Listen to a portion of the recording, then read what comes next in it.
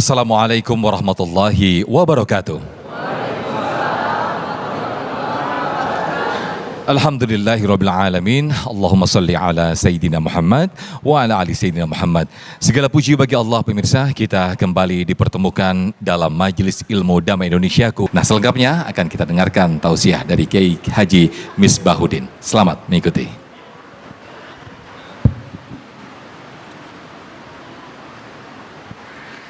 Saya ikut hayya.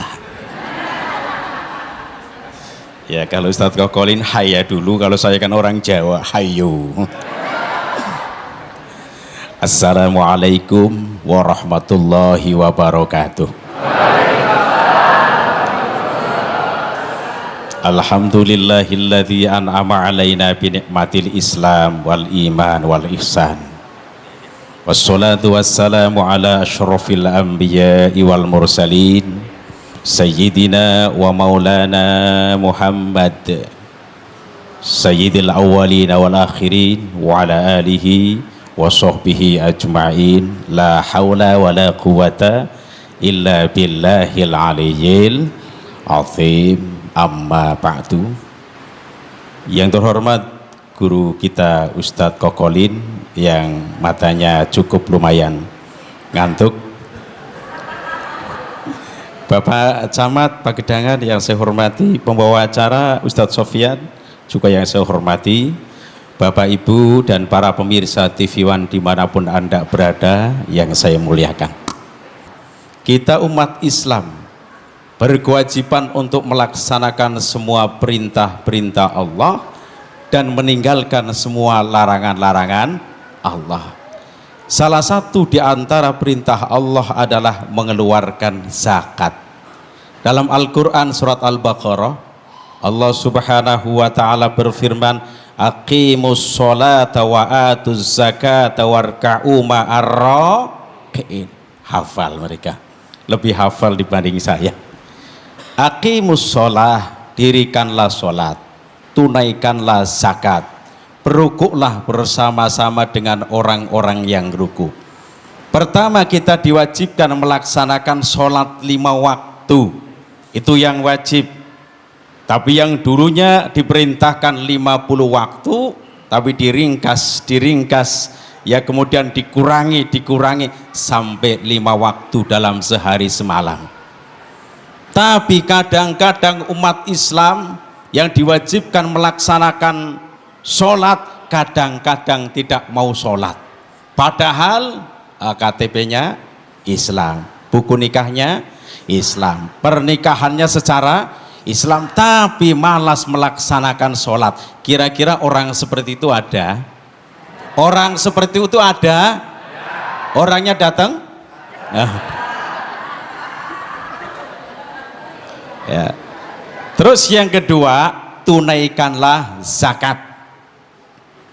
Nah, kita ini umat Islam yang mengenal adanya rukun Islam. Rukun Islam ada berapa, Pak? Ini berapa, Bu? Ini berapa? Pertama, ayo bareng-bareng, rukun Islam itu ada 5. Yang pertama, mengucapkan 2 kalimat. Yang kedua, yang ketiga, yang keempat, yang kelima, pinter. Berarti urutan yang keberapa mengeluarkan zakat? Ketiga. Allah subhanahu wa ta'ala memerintahkan kepada Rasulnya agar mengambil zakat sebagian dari harta mereka dengan pertujuan supaya mensucikan dan membersihkan mereka melalui zakat. Dalam Al-Quran surat At-Taubah, Bismillahirrahmanirrahim, khudh min amwalihim shadaqatan tutahhiruhum wa tuzakkihim biha.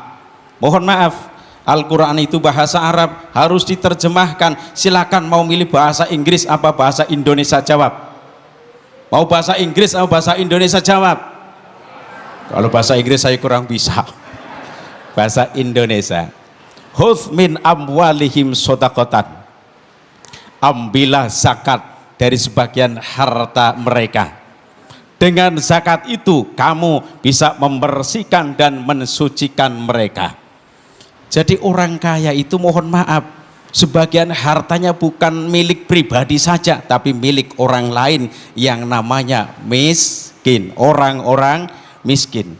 Tetapi seandainya sudah dikeluarkan sebagian hartanya, bersihlah harta tersebut. Contoh mohon maaf, ada orang kaya seperti Ustadz Kokoh ini orang kaya ya, hartanya miliar-miliaran. Coba miliaran berapa karung itu? Miliar-miliaran ya.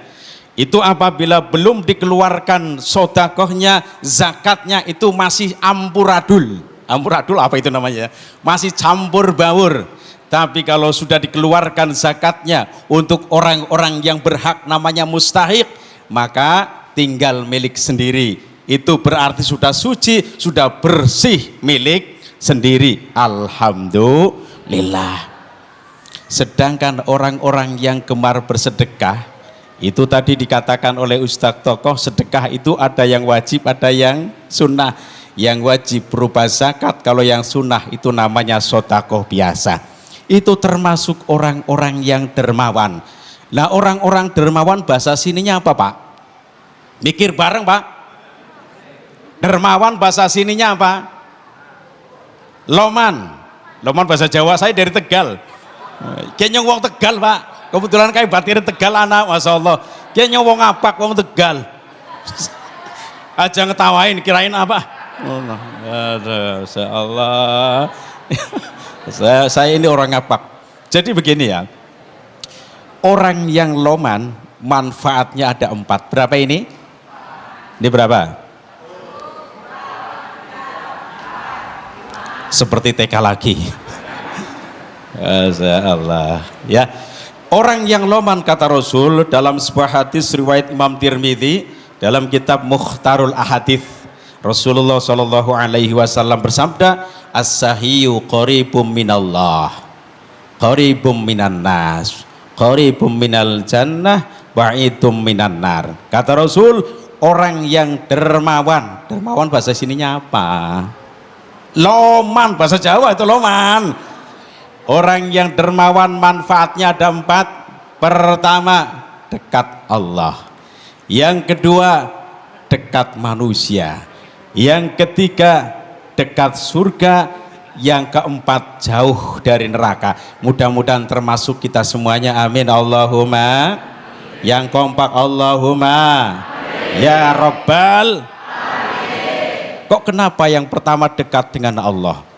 Dirinya sadar. Ini orang yang kaya sadar, seperti Ustadz Tokolin sadar bahwa hartanya itu bukan milik pribadi saja, bukan jeripayah pribadi saja, tapi atas bantuan Allah, pitulunge Allah, pertolongane Allah. Dengan itu maka bersyukur kepada Allah Subhanahu wa ta'ala. Sedangkan Pak Bu, orang yang bersyukur kepada Allah akan ditambahkan nikmatnya. La in syakartum lazidannakum. Sesungguhnya jika kalian bersyukur lazidannakum, pasti akan kami tambah nikmat kalian. Masya Allah. Jadi rasanya dekat dengan Allah. Yang kedua, dekat manusia. Saya mau tanya bapak-bapak dengan ibu-ibu, kalau orang yang sering memberi kepada orang lain, kira-kira senang atau tidak? Jawab saja, senang atau tidak? Senang berteman atau tidak? Senang. Ya, disenangi keluarga, disenangi tetangga, disenangi teman-teman, karena loman, ya, karena sering memberikan nyah nyoh, itu bahasa Jawa. Ya, mahmoh. Ya, contoh begini ya, ada rehab masjid, ndak usah diminta datang Pak, cari pengurus masjid, sumbang, bertemu dengan pengurus masjid, kemudian datang ke pengurus musola menyumbang, bertemulah dengan pengurus musola. Ketika ada santunan anak yatim, datang ke santunan anak yatim, berikanlah sumbangan. Ketika ada orang miskin yang memberikan santunan terhadap orang-orang miskin, dekatlah dengan mereka. Oleh sebab itu orang yang dermawan ya dekat dengan manusia. Terus yang ketiga, orang dermawan itu dekat surga. Mudah-mudahan kita semuanya amin Allahumma. Terus yang keempat itu jauh dari neraka ya. Bahkan ada salah satu keterangan Pak Bu, salah satu calon penghuni surga adalah orang-orang yang dermawan. Mudah-mudahan termasuk kita semuanya. Tapi hadis ini ada kelanjutannya. Wal bakhilu ba'idum minallah, ba'idum minan nas, ba'idum minal jannah, qaribum minan nar. Bakhil, bakhil bahasa sininya apa? Pelit, selain pelit, mikir bareng. Pelit, koret, medit. Ingat, meditnya jangan lihat ke sini. Dan juga jangan lihat ke sini, ini lebih hebat. Waduh. Orang yang bakhil kata Rasul, orang yang bakhil bahayanya ada 4. Berapa? Pertama jauh dari Allah, yang kedua jauh dari manusia, yang ketiga jauh dari surga, yang keempat dekat neraka. Na'udzubillahi min dzalik. Masya Allah. Kok kenapa orang yang bakhil, koret, selain koret, medit, ya jauh dari Allah. Kenapa? Karena merasa bahwa harta yang ia miliki itu seolah-olah hasil kerjanya sendiri. Tidak ada pertolongan dari Allah, menjadikan dirinya itu bakhil. Bareng, Pak. Lihatnya jangan di sini lagi bakhilnya. Ya, menjadikan bakhil, mereka ingkar atas nikmat Allah. Sedangkan orang yang ingkar atas nikmat Allah ditantang oleh Allah. Wala in kafartum inna adzabi lasyadid. Sedangkan mohon maaf ya, yang namanya rumah tangga itu macam-macam. Kadangkala suaminya loman tapi istrinya pelit. Kira-kira model seperti itu ada apa enggak? Mana orangnya? Yang kedua ya, yang istri loman tapi suaminya pelit, ada enggak? Orangnya mana? Tapi yang di sini ingat, yang di sini ya laki-lakinya loman, istrinya loman. Ini baru orang sini. Allahumma. Karena Ustadz Sofyan sudah berdiri, gantian saya duduk. Baik, terima kasih Yai. Ngerti orang son? Jadi aja medit ya.